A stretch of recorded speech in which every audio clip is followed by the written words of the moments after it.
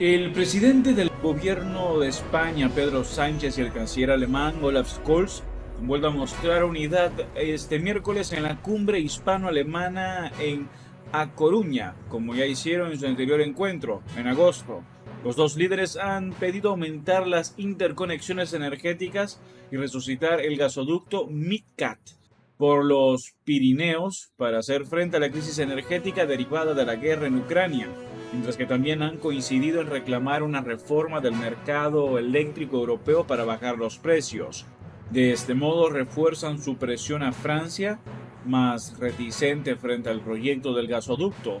El Eliseo ha descartado en múltiples ocasiones resucitar el tubo que cruzaría los Pirineos por Cataluña, un proyecto que quedó enterrado en el 2019 después de que los reguladores españoles y franceses consideraron que no era rentable. Ahora Alemania presiona para su aprobación para diversificar sus proveedores de gas y reducir su gran dependencia de gas ruso. Según el plan de acción conjunta aprobado tras la reunión entre Sánchez y Scholz, en la que han participado también 15 ministros de cada gobierno, la construcción de un gasoducto suficientemente grande y preparado para transportar hidrógeno a través de los Pirineos antes del 2025 es de importancia primordial para lograr un mercado energético robusto dentro de la Unión Europea. Así que veamos qué dicen el encuentro de Sánchez y Scholz. Buenas tardes. En primer lugar, quería dar la bienvenida a la delegación alemana, al canciller, a mi querido amigo Olaf Scholz y, por supuesto, también a los ministros y ministras del Gobierno de Alemania y a las vicepresidentas y ministros del Gobierno de España, embajadores y a los medios de comunicación de ambos países por atender esta comparecencia. Bienvenido, querido Olaf. Es un placer recibirte en Galicia, en A Coruña, en esta 25ª cumbre hispano-alemana. Es la tercera vez que nos reunimos personalmente este año, tras la visita que hiciste a Madrid en el mes de enero, al poco de tu elección y la interesante reunión que tuve además el honor de poder participar en agosto en Meseberg. El próximo día 14 también nos vamos a desplazar, pero por motivos más de nuestra familia política, a Berlín. Y además, como recordaba en su intervención durante la cumbre bilateral el canciller Scholz, este mismo mes de octubre pues va a tener una visita de Estado los reyes de España, sus majestades los reyes de Alemania, donde van a participar en el 10º Foro Empresarial Hispano-Alemán y en una importante feria, la más importante del mundo o de las más importantes del mundo, que es la Feria del Libro en Frankfurt, en la que España es el invitado de honor este año. Creo que si esto ejemplifica algo es precisamente las relaciones tan estrechas, la buena sintonía, la complicidad tan profunda que hemos podido ir desarrollando ambas naciones, ambos países a lo largo de estos últimos meses y estos últimos años, que han sido, sin duda alguna, lo están siendo muy difíciles, muy complejos. Unas relaciones que se sustentan sobre bases sólidas que tienen que ver con lo que representan nuestras sociedades, que son solidarias, que están comprometidas con el proyecto europeo, que son emprendedoras, que son abiertas, que son diversas, plurales, respetuosas y democráticas. También a la intensa interacción económica, donde saben que Alemania es nuestro principal proveedor y nuestro segundo cliente comercial, en un proyecto, como decía antes, europeo compartido y en una visión común del orden internacional basado en reglas y en el multilateralismo que, por desgracia, hoy está siendo socavado por el régimen de Putin. Y creo que esta buena relación entre España y Alemania es una muy buena noticia para ambos países, pero también lo es para Europa.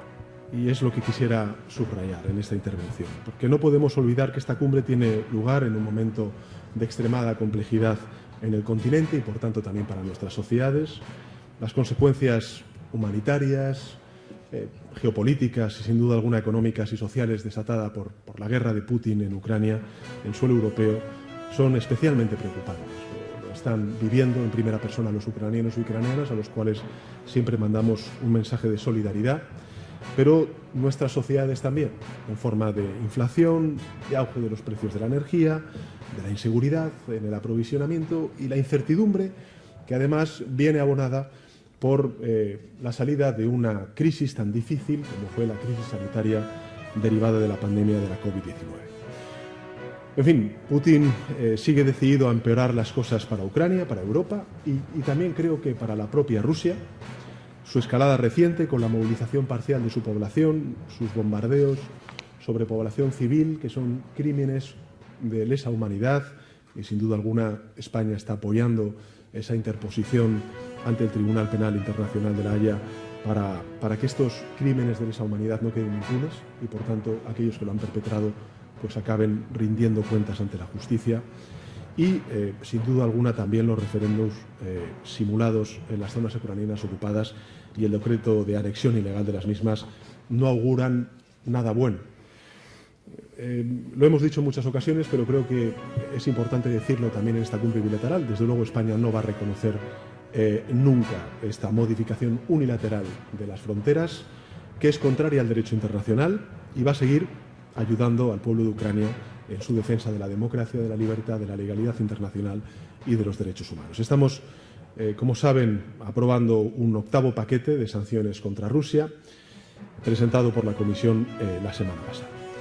La situación en Ucrania afecta, como he señalado antes, al bienestar y a la calidad de vida de nuestros ciudadanos, y por eso tanto el canciller Scholz como yo mismo, junto con nuestros ministros de Energía, pues hemos hablado en profundidad de la cuestión energética, que es algo que nos preocupa y mucho. Hemos de avanzar con determinación en la reducción de la dependencia de los hidrocarburos rusos, lo estamos haciendo. Hemos también de seguir avanzando en la descarbonización y la transición verde, a la cual estamos comprometidos ambos gobiernos.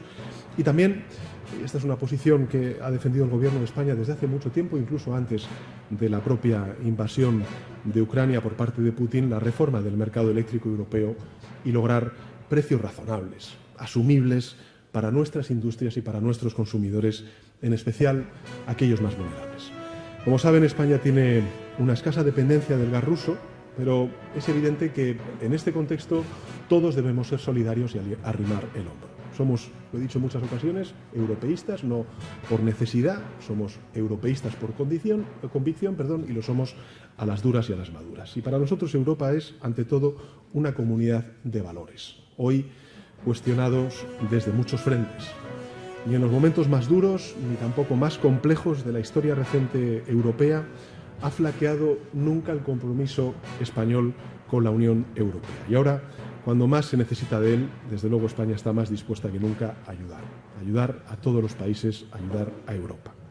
Lamentablemente, como saben, pues la falta de interconexiones, de infraestructuras de conexión con Europa, nos impide aprovechar toda la capacidad que tenemos regasificadora, todo el potencial que tiene España, yo diría la península ibérica, de electricidad, de gas y, en el futuro no muy lejano, de hidrógeno.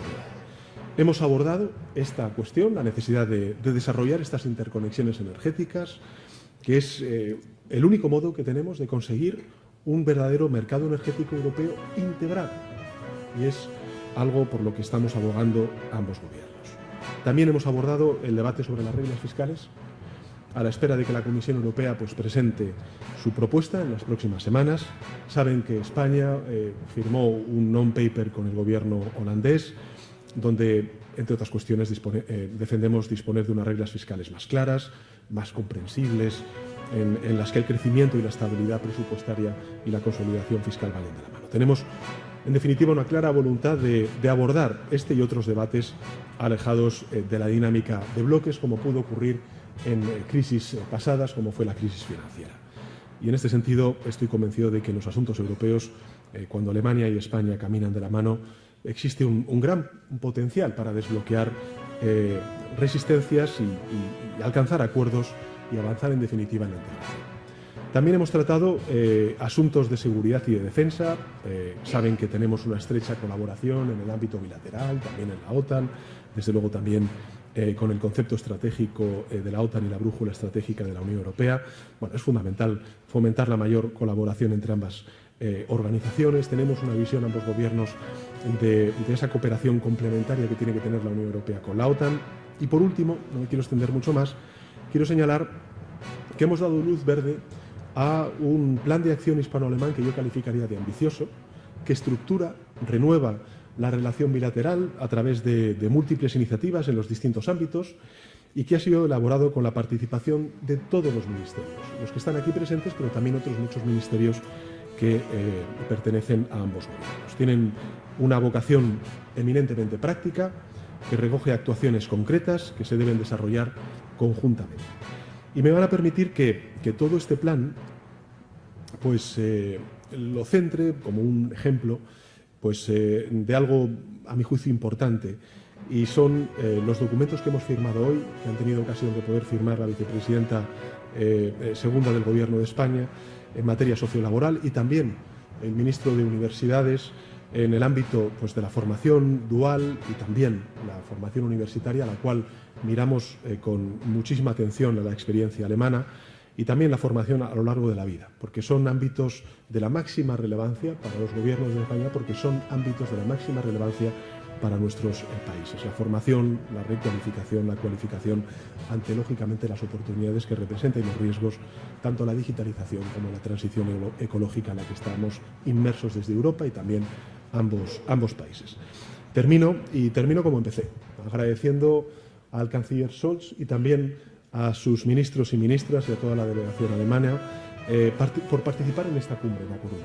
Son días muy intensos, con agendas interminables, momentos muy difíciles los que está atravesando el gobierno alemán, también el gobierno de España, y en ese sentido creo que cobra un valor mayor el que podamos tener este tipo de encuentros, en este caso en España, en La Coruña, en Galicia, y que nos llaman a seguir trabajando por estrechar aún más la relación tan estrecha que tienen nuestros pueblos, también por el progreso de la Unión Europea y por algo muy importante, y es la unidad y la defensa de la legalidad en el ámbito internacional, que no es sino defender nuestro sistema de valores, que es la democracia, la libertad y el respeto a los derechos humanos.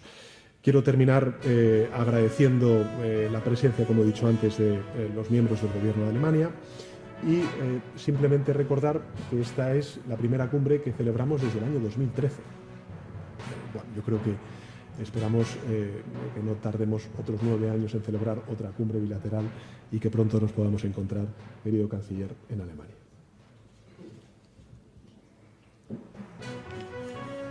Estimado Pedro, muchas gracias por la excelente bienvenida. Me alegro de estar hoy aquí en España para nuestra cumbre hispano-alemana. Aunque el tiempo no sea tan buenos, las relaciones entre nuestros dos países son excelentes. Deutschland und Spanien sind freundschaftlich miteinander verbunden. Wir teilen gemeinsame Werte und Grundüberzeugungen.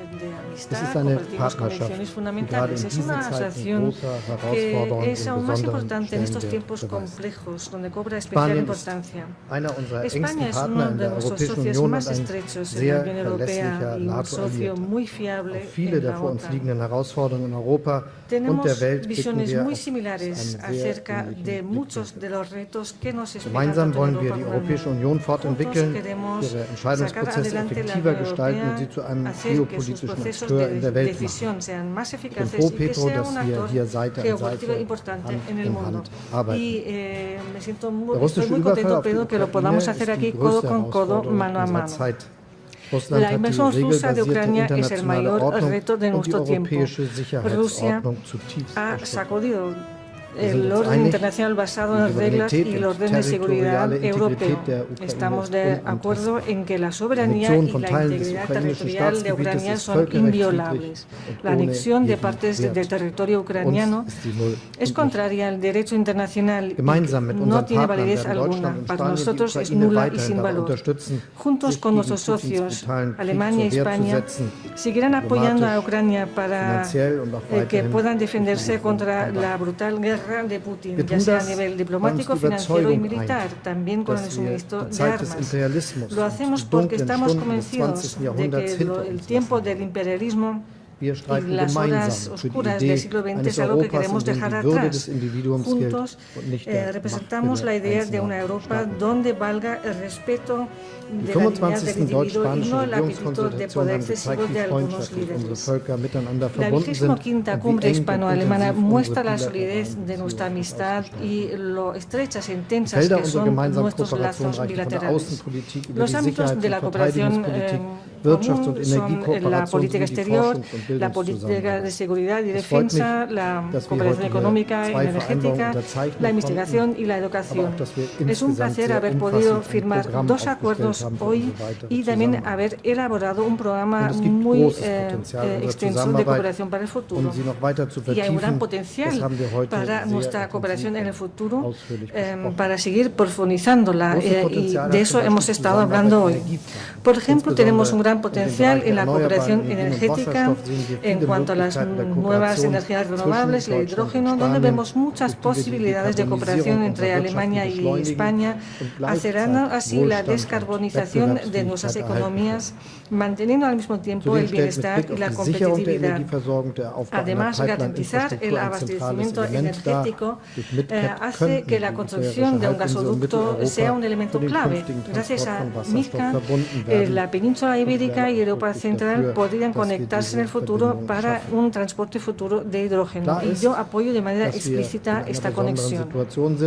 Está claro que estamos en una situación muy especial porque la guerra rusa contra Ucrania no solo tiene un impacto sobre los ciudadanos de Ucrania y no solo ha llevado a la muerte de muchísimas personas, sino también la destrucción de infraestructuras de ciudades y pueblos en Ucrania, pero también es un conflicto que no se limita a los partidos en conflicto, tiene impactos en todo el mundo, no solo en Europa, en todo el mundo. Y eso tiene que ver con cuestiones de la seguridad energética. Pedro Sánchez ya lo ha dicho, las situaciones son distintas en Alemania y en España, pero tomamos muchas decisiones de forma muy rápida que han hecho que podamos garantizar nuestra seguridad energética con la importación de gas por las terminales en Europa Occidental, en Francia, también con nuevas construcciones de infraestructuras en el norte de Alemania, almacenando el gas. Nuestros almacenes de gas están llenos al 90%, utilizando todavía las centrales de carbón y también las 2 centrales nucleares en el sur de Alemania. Pero se trata de hacerlo de forma rápida y a largo plazo, por supuesto, pero también hacer que los altos precios energéticos ahora en el futuro no sigan tan elevados, sino que bajen. Y por eso vamos a cooperar estrechamente en el objetivo de reducir, de hacer que bajen los precios de la energía y hacer que vuelva a bajar el precio internacional del gas. Y solo una estrecha cooperación en la Unión Europea y también con otros importadores de gas de todo el mundo, esto se va a ser posible para poder tener el gas que necesitan nuestras economías. También tenemos que cooperar estrechamente para, gracias a nuestras reglas que tenemos en Europa, que bajen el precio del gas y que seamos capaces de apoyar a nuestros ciudadanos mientras todavía no hayan bajado lo suficiente. Eso es lo que estamos haciendo juntos, lo que seguiremos haciendo en el futuro para tener la garantía de tener una energía asequible. Es una preocupación que compartimos ambos gobiernos. Lo estrechas que son nuestras relaciones, eso ya se ve por lo que ya ha comentado Pedro Sánchez en la reunión que celebramos el pasado mes de agosto, cuando el presidente del gobierno participó en el Consejo de Ministros alemán sobre la estrategia de seguridad nacional. Eso fue muy importante y, por supuesto, aguardamos con mucha expectación la visita de Estado de Su Majestad el Rey Felipe en Alemania, y España será el país invitado en la Feria del Libro de Frankfurt para presentar las nuevas tendencias literarias y culturales en España. España. Todo eso muestra que nuestras relaciones son extremadamente densas y ricas. Queremos que esta asociación, por el bien de nuestros países, pero de la población, pero también por toda Europa, intensificarlo para una Europa fuerte, soberana y preparada para el futuro. Gracias. Pues muchas gracias, directora. Quedamos a disposición de los medios de comunicación.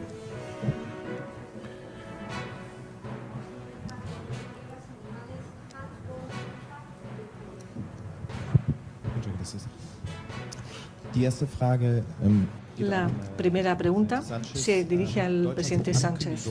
El anuncio de Alemania de un escudo defensivo de hasta 200.000 millones de Europa. Hans Boche de político, señor Sánchez. El anuncio de Alemania de lanzar un escudo defensivo de hasta 200.000 millones de euros ha causado un gran revuelo en Europa. Existe la preocupación que un país rico como Alemania pueda permitirse este tipo de apoyo y que esto pueda llevar a distorsiones del mercado. ¿Comparten esta preocupación?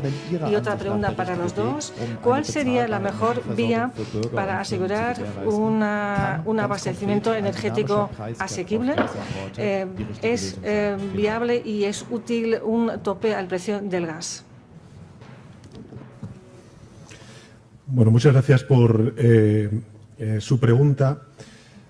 Bueno, yo creo que las consecuencias económicas de la guerra de Ucrania, aunque nos afectan a todos los países, es evidente que han afectado a países mucho más expuestos, más dependientes de el gas y de los hidrocarburos rusos que a otros. España, por cuestiones históricas y también por lejanía geográfica, tenemos digamos una diversificación mayor de países suministradores del gas de lo que inicialmente ha sido Alemania. Y de hecho el propio canciller ya ha reconocido que en un tiempo récord Alemania ha ido reduciendo esa dependencia tan importante que ha tenido de forma histórica del gas ruso. Por tanto, somos en primer lugar empáticos con la situación que atraviesa Alemania como consecuencia del mayor impacto que tiene esta guerra sobre la economía, la industria y los hogares alemanes. En segundo lugar, porque es la principal economía europea, por tanto, a todos nos interesa que a Alemania le vaya bien en términos económicos. Y la tercera consideración que me gustaría hacer es, bueno, pues trasladar una reflexión que ya aprendimos también durante la pandemia. Durante la pandemia empezamos a tener debates sobre las respuestas nacionales, que se tienen que dar. Pero, lógicamente, tenemos también que dar una respuesta a nivel europeo para defender algo muy importante, y es lo que se dice en inglés el level playing field, en definitiva, el mercado único. Es decir, que de esta crisis no salgamos con países pues, con diferencias económicas mayores, que al final y a la postre lo que hacen es bueno, pues, que el funcionamiento del mercado único no sea tan eficiente. Y creo, y comparto, estoy convencido de que el gobierno alemán tiene en cuenta también estas consideraciones, ¿no? De que tenemos, lógicamente, que seguir dando una respuesta europea a una crisis que, aunque sea de forma simétrica, nos está afectando a todos. Y, en segundo lugar, que preservemos uno de los principales, digamos, de las principales conquistas de Europa, que ha sido y es el mercado único y su correcto funcionamiento. Y respecto a la segunda de las preguntas, a ver, yo creo que España ha sido desde el primer momento muy claro, incluso antes de la pandemia, de la invasión de la guerra en septiembre del año pasado, sobre la necesidad de abrir un debate para abordar una reforma estructural del mercado eléctrico europeo. Las posiciones son claras, hemos escrito y hemos hecho públicas cuáles son nuestras posturas, cuáles son los planteamientos que tenemos. Creo también que el paso que se ha dado en el último Consejo de Energía del pasado viernes, dando luz verde, por ejemplo, al desacople con un precio máximo para las energías inframarginales, es un buen primer paso. Y creo que tenemos que continuar dando pasos para, bueno, pues explorar la posibilidad de poner un precio límite al gas que importamos, mediante sistemas pues, que habrá que estudiar bien para que no desincentiven la llegada de gas a Europa, como por cierto han señalado distintos ministros de energía de diferentes países de la Unión Europea, entre ellos el Gobierno de España.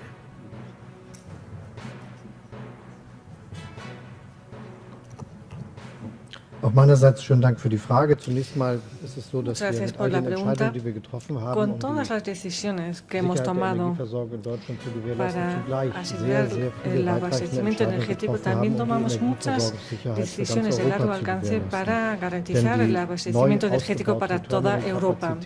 Las nuevas capacidades de las nuevas terminales que se seguirán construyendo en el futuro en los puertos de Europa Occidental, en los Países Bajos, Bélgica y Francia, y la ampliación de las capacidades de los gasoductos y los terminales en Brunsbüttel, Lubmin, Wilhelmshaven, en el mar Báltico. Estas capacidades no solo estarán para importar gas a Alemania, sino a través de la red alemana de gasoductos, servir a la República Checa, Austria y otros países más alejados, pero que necesitan este transporte y que no tienen costa, a diferencia de nosotros. Nosotros corregimos una decisión, una mala decisión que se hizo hace décadas, el no tener infraestructuras independientes, pero eso lo corregimos en un tiempo récord y seguimos trabajando en esto y al mismo tiempo eso contribuye a nuestra seguridad energética, también a la seguridad europea y de otros países vecinos. Al mismo tiempo, eso nos indica que en el futuro vamos a poder necesitar y utilizar para el hidrógeno en el futuro. Son decisiones de largo alcance y no solo para los próximos años y, por lo tanto, muy importantes.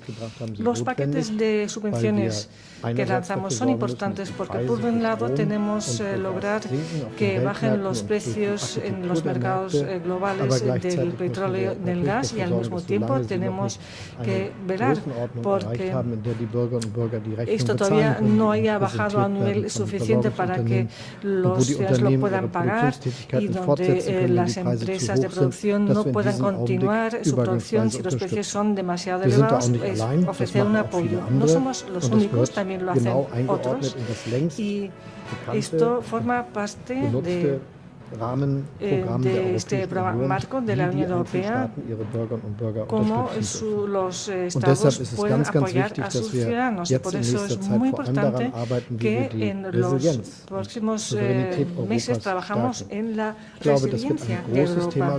Será un tema clave, yo creo, ya lo dije al principio y quisiera también repetirlo, cómo podemos lograr que los precios del gas vuelvan a bajar.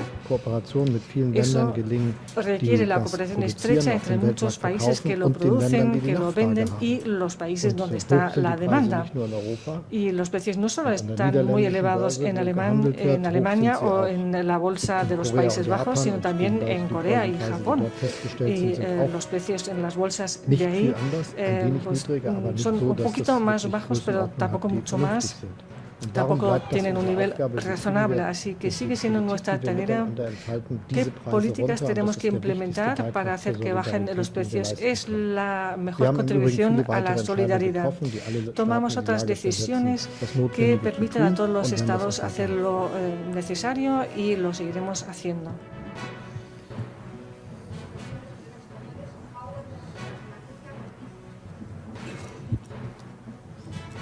Sí, buenas noches. Yo les quería preguntar si han abordado ustedes la posible participación de España en la construcción del escudo antimisiles europeo que está liderando el canciller Scholz.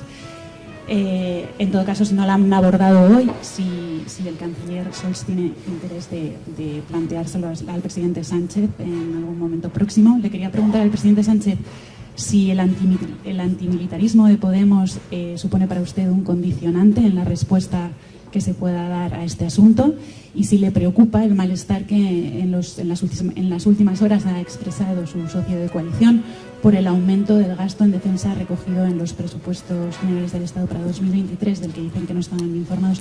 Y bueno, aprovechando que tenemos aquí a los dos principales líderes socialdemócratas europeos, quería preguntarles al hilo de lo ocurrido en Italia si tienen ustedes preocupación porque la ultraderecha se pueda beneficiar del malestar social que están detectando las encuestas en sus países. Gracias. Muchas gracias, Paula, por sus preguntas. Trataré de ser muy sintético en las respuestas. Primero, sobre el escudo antimisiles, que efectivamente ha sido objeto de algún recorrido en los medios de comunicación.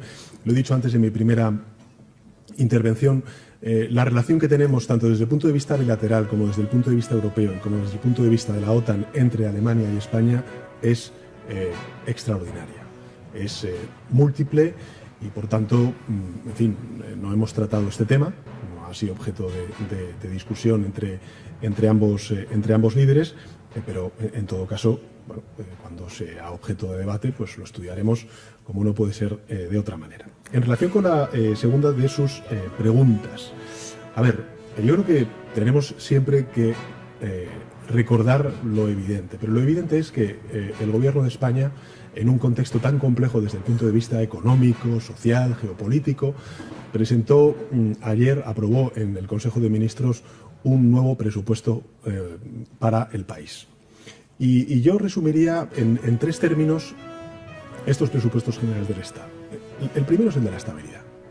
Son los terceros presupuestos generales que presenta el Gobierno de coalición en una legislatura donde no nos ha faltado de nada, si me permiten la expresión coloquial. Hemos tenido una pandemia, la erupción de un volcán, fenómenos climatológicos adversos y ahora, pues desgraciadamente, esta guerra tan trágica que está viviendo Ucrania en primera persona y luego pues todos los países europeos y también el conjunto del mundo por toda la crisis alimentaria y la crisis energética que viene derivada de ella. Por tanto, creo que la estabilidad es un activo que ofrece el Gobierno con estos presupuestos al país, en un momento de extraordinaria incertidumbre y extraordinaria complejidad del escenario internacional y sus consecuencias económicas. En segundo lugar, protección. Protección. Estamos haciendo unos presupuestos con una inversión social sin precedentes en nuestra historia. Y lo estamos haciendo para proteger a la clase media y trabajadora de nuestro país, a la mayoría social de este país. Y en tercer lugar, fiabilidad. Y la fiabilidad también en un contexto en el que se exige a todos los aliados pues un mayor compromiso y un mayor aporte a la seguridad internacional, pues el Gobierno de España lo que hace es cumplir con esos compromisos. Que son compromisos, por cierto, no solamente derivados de nuestra pertenencia a la Alianza Atlántica, sino también son compromisos que hemos asumido en la Unión Europea gracias a ese gran acuerdo que alcanzamos todos los Estados miembros, que se llama la brújula estratégica, que no es más sino pues la estrategia de defensa que va a articular la Unión Europea durante los próximos años. Con lo cual, esos son los tres términos: protección, estabilidad y fiabilidad. Y en tercer lugar, en primer lugar, nosotros somos respetuosos con lo que decide el pueblo italiano de manera democrática. Y en segundo lugar, creo que todos los gobiernos, de todos los signos políticos, tenemos el mismo desafío.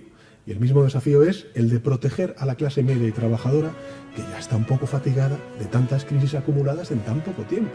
Es que hemos salido de una pandemia, teníamos un escenario económico radicalmente distinto al que tenemos ahora y debemos abordar los efectos geopolíticos, humanitarios, económicos y sociales de una guerra en suelo europeo, que es algo que no vivía Europa desde la Segunda Guerra Mundial. Con lo cual hay que empatizar, pues lógicamente, con la mayoría social de nuestro país que está y de Europa, que están cansados de tantas crisis y que lo que quieren son respuestas pues de solidaridad, de justicia social, que es lo que está planteando el Gobierno de España.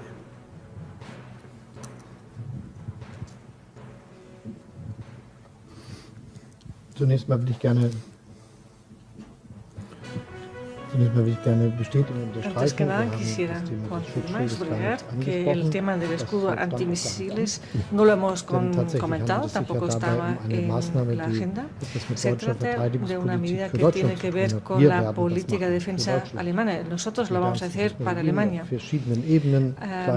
a distintos niveles. En total, 4 niveles, 4 capas van a conformar este escudo antimisiles para una defensa antiaérea que forma parte del programa que vamos a financiar con los fondos adicionales de los 100.000 millones de euros. Eso es realmente urgente para Alemania.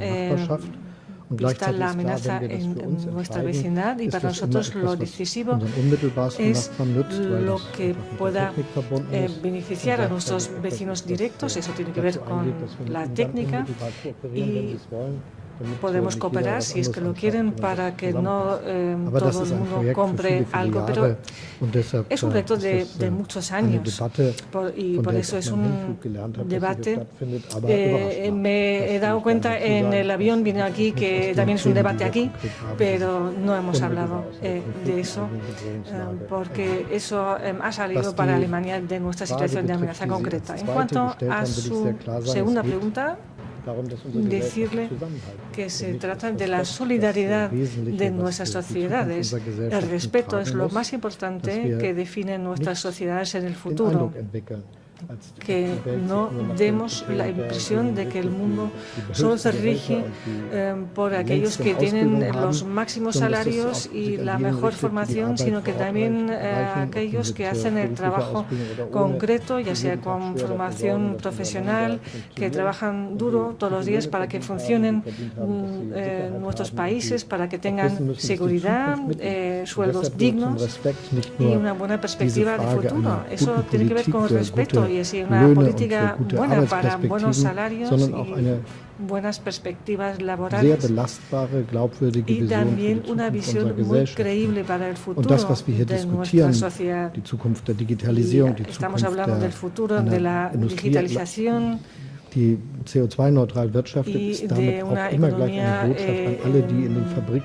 unsere Länder arbeiten, dass sie sicher sein können, dass in 10, 20, 30 Jahren Sie oder Ihre queremos tener la seguridad de que dentro de 20, 30 años sus hijos o nietos tengan buenos puestos de trabajo en nuestros países. Y eso es importante para el futuro de la cohesión de nuestras sociedades. Mi impresión es que ambos gobiernos se lo han fijado como una de sus prioridades, y eso ya está muy bien, yo creo.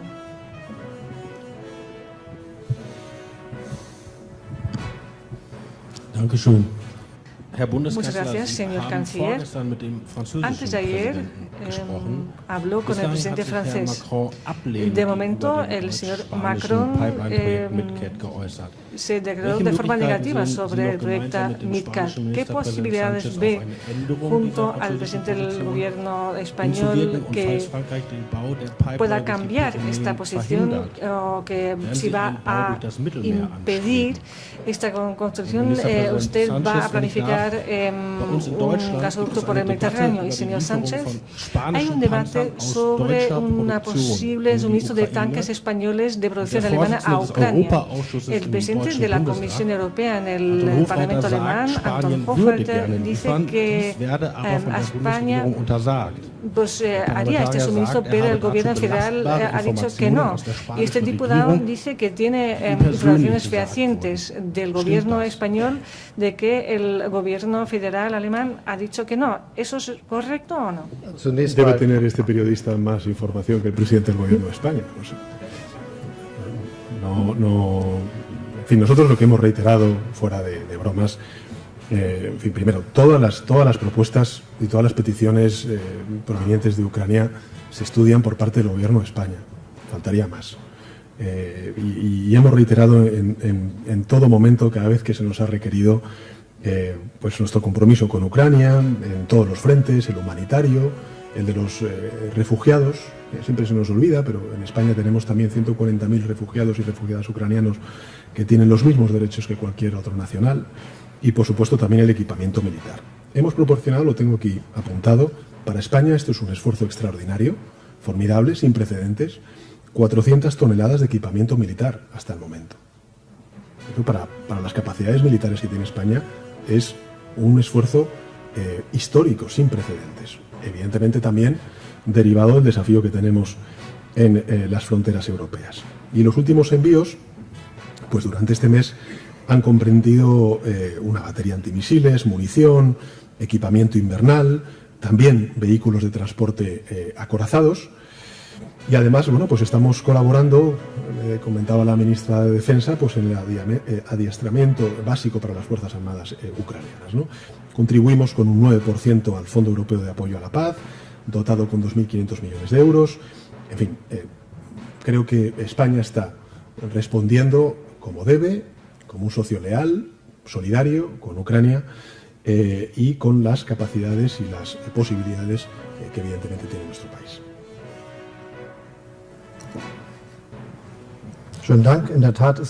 Muchas gracias. Efectivamente, el gobierno alemán y el gobierno español cooperan de forma estrecha y en un clima de confianza. Tomamos amplias medidas para apoyar a Ucrania en su lucha de defensa. En cuanto a Alemania, creo que sin estos suministros amplios de artillería, de sistemas de defensa antiaéreo, no hubiera sido posible para Ucrania llegar tan lejos. Y los lanzamisiles que Alemania ha puesto a disposición junto con Gran Bretaña son muy eficaces para la defensa de la integridad y de la soberanía de Ucrania. Así que todos estén seguros que cooperamos estrechamente, no hay pasos en solitario y eso también va a ser lo que definirá nuestra política en el futuro. En cuanto a los interconectores, es una respuesta que quisiera dar de forma más global y luego de forma más concreta. Nos hacen falta más interconexiones en Europa. Algunas conexiones a lo mejor no pueden ser rentables ahora, pero pueden llegar a serlo de un día para otro y es mejor tener esta interconexión para poder ayudarse mutuamente porque las vías de transporte para gases, en este caso, ya no funcionan, pues entonces hacen falta otros. Es una cuestión a la que tienen que hacer frente muchos países en Europa Oriental y nosotros también. Ya hablé sobre las importantes inversiones que realizamos en muy poco tiempo y realmente sin precedente con las terminales en la costa báltica, en el norte de Alemania. Y lo mismo vale para otros países, así que es muy importante tenerlo. Y de forma concreta sobre este gasoducto, es nuestra perspectiva conjunta que siempre lo vamos a hacer en cooperación amistosa también con Francia y no tenemos la impresión que esto haya quedado excluido.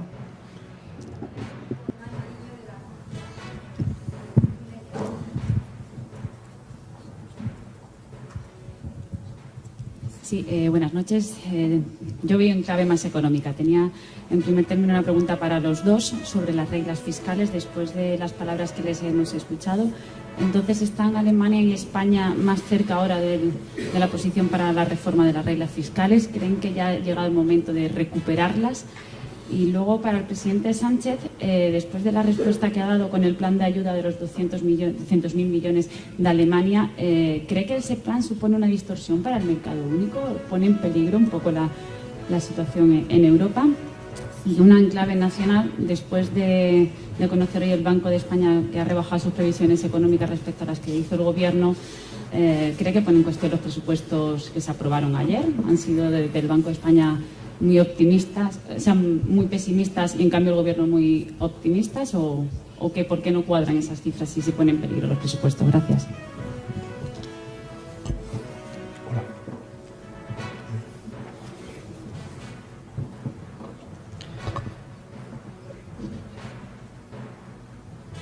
Zunächst mal die Frage nach den 200 Antes que nada, Milliarden la nochmal, wenn ich pregunta das por los richtig gesehen habe. 200.000 Das ist so, millones de dass euros. Sie sich ja einreihen in die Hilfsprogramme, die andere Esto haben. simplemente es Spanien otro hat paquete schon de sehr ayudas lange más. unterstützt, España die ya lleva Preise. Frankreich tut es apoyando schon desde hace immer. tiempo. Die Francia lo ha Niederlande hecho machen desde das siempre. auch. Los Wenn gerade Países ein neues Bajos Programm también verkündet, das acaban gilt de eigentlich für anunciar alle um otro uns herum. programa. Sogar wenn wir ein bisschen über die Vale EU para hinweg todos, gucken, nach también más Großbritannien, allá wir de la finden Unión das Europea. En überall. Gran Es gibt niemanden, Bretaña se fast ve niemanden, der sowas en nicht todos los macht. Jedes países, no Programm hay ist casi unterschiedlich. nadie que Vielleicht ist no es lo ein bisschen haga. wichtig zu sehen, dass das, Obviamente was los wir programas hier varían. vorgelegt haben, ein Programm ist für Hay die Jahre que ver 22, que es 23 un programa und que hemos 24. previsto Wenn para un man periodo das de so 3 años, einordnet, de dann aquí al passt año es ganz genau in das gesamte 2024, Gefüge y sämtlicher viendo el Entscheidungen, tamaño de la die economía anderswo in alemana, Europa eso getroffen realmente worden se sind. adapta Und a deshalb las will ich das hier nochmal betonen. decisiones que Das se han ist aus tomado en meiner otros Sicht die países. Por eso zentrale quisiera Herausforderung, dass resaltarlo, alle es el sowas reto machen und principal. machen können. Todos Und lo hacen y dafür haben wir todos lo gemeinsam pueden Sorge hacer. getragen. Y entre todos hemos velado porque esto sea así, con las normas europeas, y hay que hacer todo lo posible para que bajen los precios con las decisiones que tomamos para el diseño del mercado de electricidad, para el precio de gas y para que realmente bajen los precios. Este es el objetivo que compartimos todos. Creo que han sido todas las preguntas, ¿no? Muchísimas gracias, Mike, por tus preguntas. Voy a aprovechar, abusando de la confianza, complementar algo al colega alemán que ha dicho el canciller Scholz sobre las interconexiones. Hay que recordar que las interconexiones es un compromiso asumido por los países afectados en una cumbre en Madrid en 2015, donde yo no era presidente del gobierno. Tampoco el presidente de la República Francesa era Emmanuel Macron, y ya en 2018, en Lisboa, con el presidente Macron, con el primer ministro Costa, con el comisario de Energía de entonces y también con el Banco Europeo de Inversiones y lógicamente con la presencia del Gobierno de España, asumimos unos compromisos. Y esos compromisos son claros. Lo que dicen es que en 2020 debíamos tener unas interconexiones que representaran el 10%, y en 2030 el 15%. Bueno, no es que estemos en el 10%, tampoco estamos en el 8%, tampoco en el 7%. Estamos por debajo del 5%, más en el 3 que en el 4. Claro, esto a lo mejor, en un contexto internacional pacífico, tranquilo, pues sería un elemento, digamos, de preocupación, pero es que ahora mismo España cuenta con una capacidad regasificadora que podríamos poner a disposición de Europa. La gran paradoja es que España y Portugal somos una isla energética porque no estamos interconectados, pero tenemos una regulación europea. Por tanto, lo que pide España y lo que pide, lógicamente, la península ibérica es estar interconectados, estar integrados en el mercado energético. Creo que eso es bueno para Francia, es bueno para Alemania, es bueno para Europa y, sin duda alguna, en un momento como el actual, a nosotros, en fin, a todos los europeos nos daría una mayor tranquilidad porque tendríamos más alternativas energéticas. Y desde luego creo que ese corredor del hidrógeno, porque no es solamente gas, es también el hidrógeno por el cual está apostando fuertemente España. Queremos que en 2030 España sea una potencia de hidrógeno verde, que pueda producir el 10% del total de la Unión Europea de hidrógeno verde. Estamos haciendo todo lo que estamos haciendo precisamente para eso, para ser una potencia exportadora de energía limpia a partir de las energías renovables. Pues creo que es algo que no compete a una cuestión bilateral entre la península ibérica y el gobierno de Francia. Esto es un problema y es un desafío y es un reto y es un compromiso europeo. Y eso, si lo entendemos como europeo, estoy convencido de que podremos encontrar la solución más adecuada y también la solución más rápida, porque ya estamos fuera de tiempo. Y creo que es importante que en la celeridad también demos una respuesta contundente. Y bueno, en relación a las preguntas que ha comentado Mai, dos cuestiones. La primera, sobre el mercado único. He dicho que evidentemente respetamos la decisión del gobierno alemán y que lo que pedimos es que desde todos los ángulos, todos los países, las soluciones que pongamos encima de la mesa para proteger a nuestras empresas, a nuestros ciudadanos, sean decisiones que fortalezcan el mercado único. Creo que además hemos tenido una experiencia muy reciente con la pandemia, con los fondos europeos, también con los fondos SURE. El canciller, hoy canciller, era ministro de Economía y Finanzas entonces, y junto con la vicepresidenta Calviño, pues en el Eurogrupo crearon ese fondo a nivel europeo para ayudar a nuestras empresas y sobre todo a los trabajadores y trabajadoras. Y por tanto, bueno, España siempre va a abogar, como lo hace Alemania, por esa, digamos, doble perspectiva, la nacional y también, lógicamente, la europea. Y respecto a las previsiones del Banco de España, vamos a ver. La previsión de crecimiento para el año 2023, la tengo aquí apuntada, que ha planteado el Gobierno de España, y además la vicepresidenta lo ha dicho en muchas ocasiones, es prudente. Está en línea con la de otros organismos internacionales. El Fondo Monetario Internacional prevé un crecimiento económico para el año 2023 de España del 2%. La Comisión Europea del 2,1%, es decir, la misma que está planteando el Gobierno de España. Y en todo caso, pues como hace todo gobierno, actualizaremos nuestras previsiones, pues como muy tarde, ¿no?, vicepresidenta, en abril del próximo año, en función de cuál sea, lógicamente, la situación económica de nuestro país, una vez analizado pues el primer trimestre de 2023. Pero, en fin, más allá de si es un poco más o un poco menos, lo que sí que queda claro en esta previsión que hace el Banco de España, como todas las previsiones de los organismos nacionales e internacionales, es que España va a continuar creciendo el próximo año. Y eso creo que tiene mucho mérito en un contexto tan complejo y tan incierto como el que está viviendo pues la economía europea y la economía global. Sí. Sí, bueno, ahí está. Bueno, he hablado con el ministro de Agricultura y evidentemente pues el recurso se ha interpuesto y está trabajando bilateralmente el Ministerio de Agricultura con la Comisión Europea para encontrar una solución.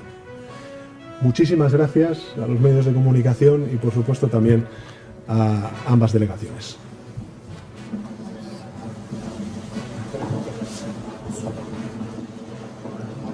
Eso es todo por ahora. No olviden comentar y suscribirse. Hasta el próximo video.